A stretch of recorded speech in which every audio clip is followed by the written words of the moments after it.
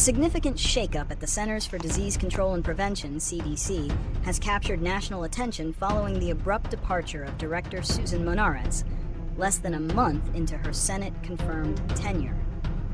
The events surrounding her ousting and the subsequent mass resignations of senior staff have been described by public health experts as an unprecedented crisis, threatening the scientific integrity and operational capacity of one of the nation's most critical health institutions. This turmoil stems from a fundamental conflict between the new administration's health agenda, championed by Health Secretary Robert F. Kennedy Jr., and the agency's traditional, evidence-based approach to public health policy. The core reasons for Monarez's dismissal and the broader institutional conflict are deeply rooted in diverging views on vaccine policy and the role of the CDC. According to her legal team, Monarez was terminated for refusing to rubber stamp unscientific, reckless directives and fire dedicated health experts. This aligns with reports that she pushed back against Kennedy's demands to accept recommendations from a newly appointed vaccine advisory committee stacked with individuals critical of existing guidelines. The administration's perspective, as stated by White House officials, is that Monarez was not aligned with the president's agenda, and that a deeply embedded malaise at the agency required a dramatic shakeup. The administration has signaled a desire for the CDC to be a guardian of America's health, a phrase that is being interpreted by many as a mandate to dismantle existing public health frameworks and replace them with a more politically aligned vision.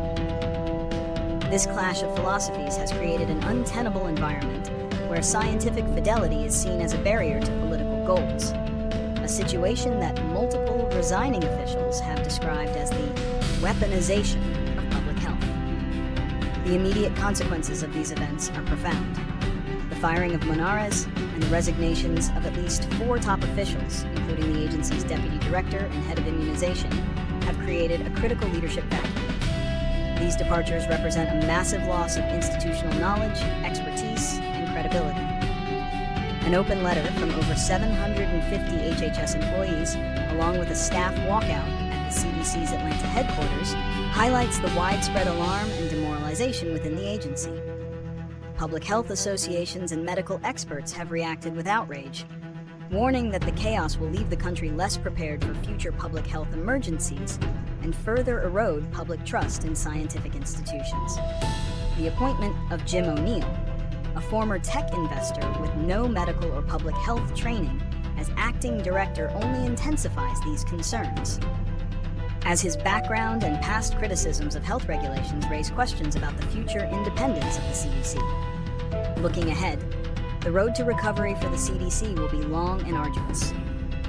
A key prediction is that the political battles will only intensify, making the process of confirming a new, permanent director fraught with contention.